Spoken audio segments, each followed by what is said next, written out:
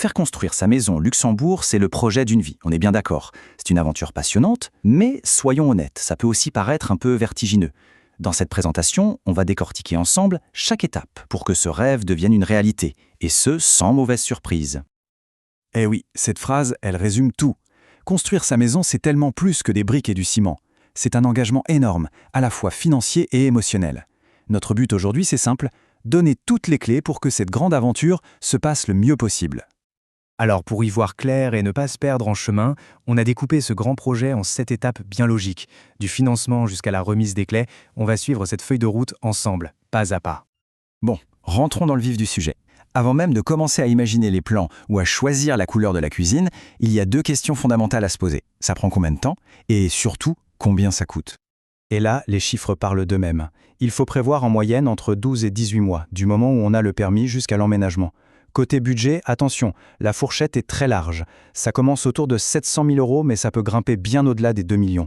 Ce montant, bien sûr, inclut le terrain, et on va voir qu'il pèse très lourd dans la balance.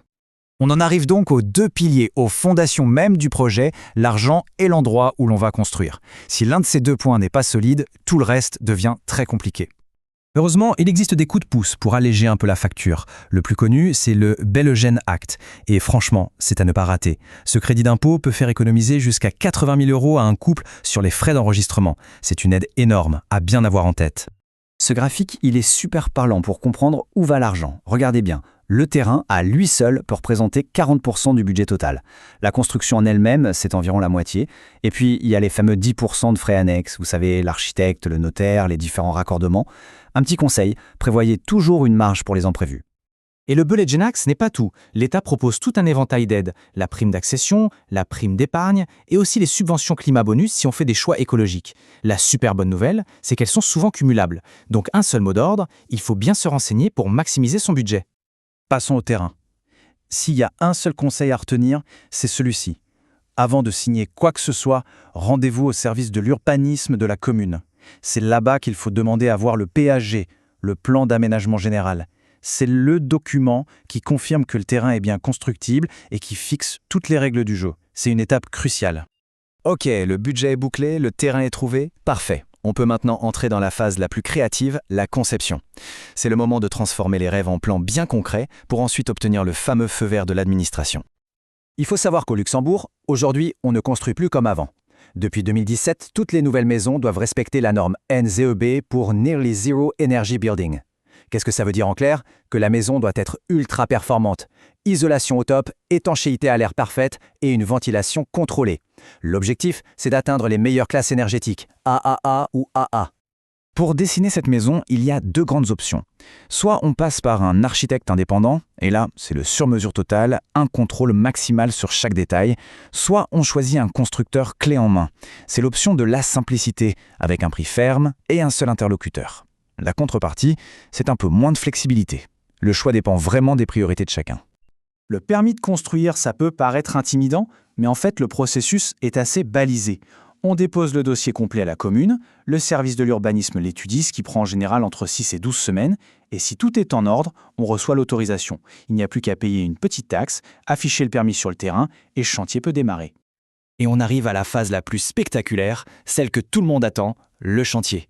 C'est à ce moment-là que le projet sort de terre et prend vie brique par brique. La construction se déroule en 2 temps forts. D'abord, il y a le gros œuvre, qui prend 3 à 5 mois. C'est la structure, les fondations, les murs, le toit, les fenêtres. Quand c'est fini, on dit que la maison est hors d'eau, hors d'air.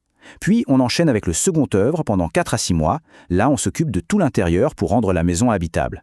Les cloisons, l'électricité, la plomberie et toutes les finitions. Un petit point technique, mais qui est devenu absolument crucial, c'est le test blower door. En fait, on met la maison sous pression pour mesurer son étanchéité à l'air, pour vérifier qu'il n'y a pas de fuite. C'est ce test qui valide concrètement que la construction respecte bien les exigences de performance de la norme NZB. C'est un vrai gage de qualité. Une fois la maison terminée et les clés en main, des protections légales très importantes entrent en jeu. Il y a d'abord la garantie de parfait achèvement. Pendant 1 an, elle couvre tous les petits défauts qu'on pourrait remarquer. Ensuite, la garantie biennale, qui dure 2 ans pour les équipements comme la chaudière ou les volets. Et enfin, la plus importante, la garantie décennale, qui couvre les gros problèmes de structure pendant 10 ans. Pour conclure, on va prendre un peu de recul et résumer tout ce parcours avec quelques chiffres clés, le calendrier et le budget.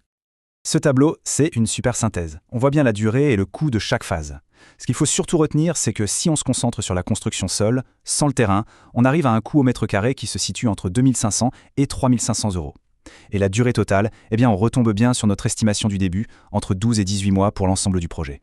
Au final, ce grand parcours peut sembler complexe, c'est vrai, mais tout repose sur une idée très simple. Le projet d'une vie, ça commence avant tout par un bon plan. La première étape, ce n'est pas de poser une brique, mais de poser les bonnes questions. Alors la vraie question maintenant, c'est par où allez-vous commencer ?